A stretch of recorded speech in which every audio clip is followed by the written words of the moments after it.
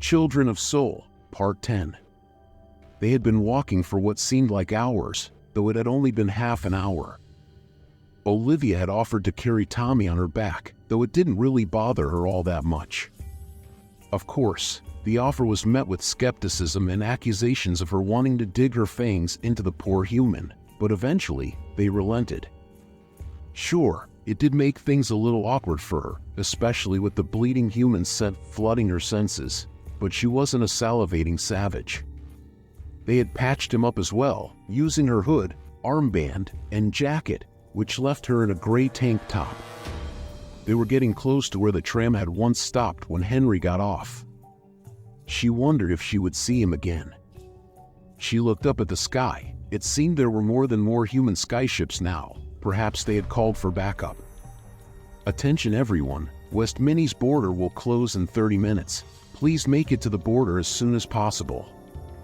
The announcement came from the skyships flying overhead. The blaring speakers had distorted the message a bit, but it was still understood. 30 minutes wasn't even barely enough to get half of New London's population through the border. They had met other people passing them by heading straight for the border. They said they had heard rumors that Englestan had deployed the Jotun and the Icarus to secure key parts of the city and to escort any survivors they could find toward the border. It would make sense that the humans would deploy them closer to the border instead of deeper into occupied enemy territory. That explains why we haven't seen any of them yet. That would also mean Forlornson Street was unlikely to have some of the Jotun walking around, though it's not impossible that some might wander deeper. She shuddered at the thought of the lumbering machines. As per the clause of the Sovereign Neutrality Act, Dante was informed of any developments made by the rest of Englestan. She had read about humanity's latest developments in technology, military, and otherwise. She was at least glad she wasn't on the business end of whatever a Jotun wanted to use. Olivia shifted, adjusting the injured human on her back. "I think we're getting close. We're at Forlornson Street now," she said. August gave a simple grunt in reply. They had come across a few more Strigoi, but nothing they couldn't handle. Though, she could see August's condition due to the fight was getting a lot worse. He would cough up blood from time to time and touch the side of his cheek. He must be bleeding internally. The officer had punched him hard in the stomach without holding back. "Maybe we should rest for a bit. Everyone looks exhausted, August. We ain't stopping unless I drop dead." Olivia bit her lip and looked toward the other members. Mark had been dragging his feet for a few minutes now, while Jason looked like he was about to collapse. They must have been walking for a while before she joined up with them, and considering the couple of few fights they had to face since their journey started, it's no wonder they would be exhausted by now. August suddenly raised his domina and took a stance. "Something's over at that alley. I saw something peek at us." Olivia looked in the direction of the alley. She took a good sniff of the air. "The smoke is dulling my senses. I can't tell if they're human, but there's definitely someone there. Should we check it out?" "Take a peek." "I'll cover you." "You won't shoot me, right?" "As much as I want to, no." "Well, that's comforting," she said, rolling her eyes. She set Tommy down from her back, handing him to Mark and James before walking toward the alleyway. Sure enough, August was watching from behind on the ready. She nodded at the group before peeking inside the alley. There were two people. One of them was lying on the floor while the other was by his side. "Hello?" she called out. "Do you need help?"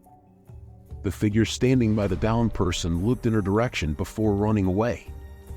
"Wait," she called out. The figure had escaped up the other side of the alley heading into the street across. Olivia looked confused. She had the person on the ground before deciding to walk towards them. "Hello? Are you hurt?" she asked again, approaching the person on the ground. She walked carefully, looking at them. The person groaned and weakly waved their arm. She quickened her pace, reaching the person and sitting beside them. It was a human.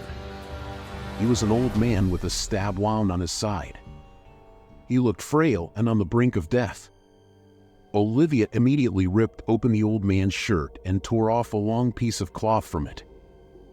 Help me, please," the human pleaded, grasping at her shoulders weakly. She quickly pulled the cloth and lifted the man slightly, running it under his back and then tying it around his bleeding injury. She placed her hands on the wound, trying to apply as much pressure as she could without accidentally killing the poor human. "SSSHH, you're okay. You're going to be okay. Just breathe, all right?" The old human nodded and closed his eyes, gritting his teeth as the pain flared up from his side. "No, no, no. Don't close your eyes. Don't rest. Stay awake, okay? Okay. It hurts. I know. I know. Talk to me. Do you have a name?" "I'm Olivia." "Armin." "Okay, Armin. Nice to meet you. How old are you?" 72. "Wow, that's amazing. I guess you're my senior, Armin. I'm only in my 50s. The old man chuckled lightly, wheezing right after as the pain increased in his side. "Why, you don't look a day over 25, he said. Olivia laughed softly, going along with the joke. "You know, everyone tells me that," she smiled. She looked around trying to find something to apply pressure to his wound while she went to get help from the group. "Listen, Armin. I'm going to need you to place your hands on your injury, all right?" "Okay. Keep applying pressure. I'm going to go get some help for you, all right?" "Yes, thank you, Miss Olivia. You saved my Lee." The old human paused in his speech as he took notice of Olivia's eyes. His lips quivered as panic began to set in. "Why, you're one of them," he said, trying to pull his savior's hands from his side. "And no, I'm not going to hurt you. I promise, okay? You're safe." The old man didn't listen and screamed for help instead. She could hear footsteps now, those of her group, and some coming from the exit of the alley behind her. More humans. They were probably going to investigate the commotion. She quickly placed her hand over Armin's mouth as gently as she could, trying to get him to stop. "Armin, please, I'm not one of them. I'm a Duskwalker, okay?" she said. Still, the old human continued to wail and scream, perhaps even louder now. It was only then that she noticed she had been pressing too hard on his wound, making him shriek in pain. "Oh fuck, oh soul. I'm so sorry. Please, I didn't mean to hurt you. Please just calm down, okay? Everything's going to be okay." She continued trying to console the poor man, making him calm down the best she could. Hey, I'm not going to hurt." Why? She suddenly heard a click behind her. Her eyes widened, feeling the end of a domino press against her head. She swallowed hard, slowly raising her hands in the air. I am not a threat," she said, trying to sound calm. "Diffuse the situation. One wrong move and you're dead." "Yeah, that poor man screaming sure shows you're not a threat at all," the voice behind her said. Olivia glanced back at the old man, wincing and whimpering in pain as he pressed on his wound himself. I was trying to help him. He just panicked." "Yeah? Looks like you just stopped to have a quick meal. Quit the bullshit. Get up. Slowly. Okay, calm down." Olivia took a deep breath. She slowly rose to her feet, her hands still in the air. She cleared her throat. "Don't shoot, okay? I'm unarmed. I'm a Duskwalker. I'm not with the Crescent Moon. Duskwalker I? Ye, right. I don't see the armband on ye. I took off my jacket. I used it to patch up one of my group members. Shut your face hole. Turn the fuck around. Okay.